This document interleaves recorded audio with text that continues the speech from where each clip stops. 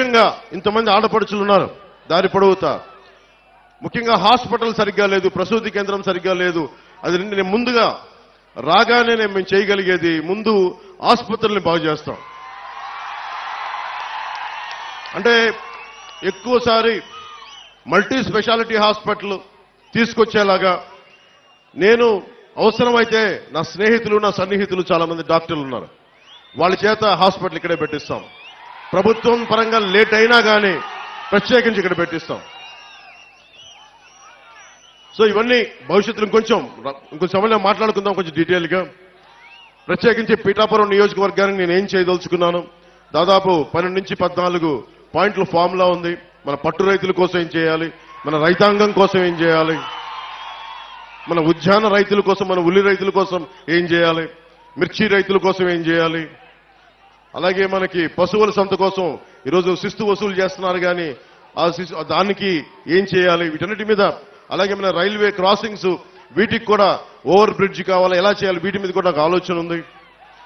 నాకు వీటన్నిటి గురించి మాట్లాడబోయే ముందు మీ దృష్టికి ఒకటే తీసుకొస్తున్నా, మీకు వైసీపీ ప్రభుత్వం కావాలా వద్దా అనేది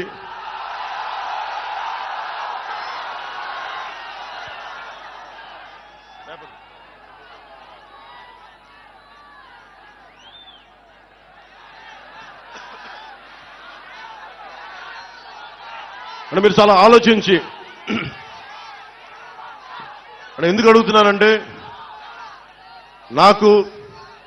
నేను నష్టపోయాను.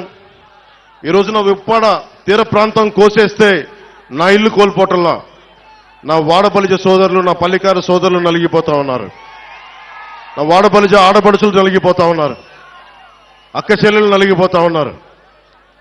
నాకేమవదు. ఈ రోజున పట్టు రైతులు నలిగిపోతా ఉన్నారు, వెళ్ళి చిత్తూరులో అమ్ముకోవాల్సి వస్తుంది. అలాగే మిర్చి రైతులకి వాళ్ళకి మార్కెట్ కావద్దండి శుభ్రపరచుకోవడానికి.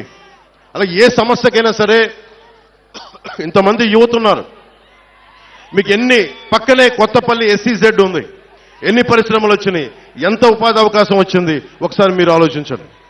వీటన్నిటిని దృష్టిలో పెట్టుకొని మీకు వైసీపీ కావాలా కూటమి కావాలనేది మీరు చాలా ఆలోచించి మీరు నిర్ణయం తీసుకోండి.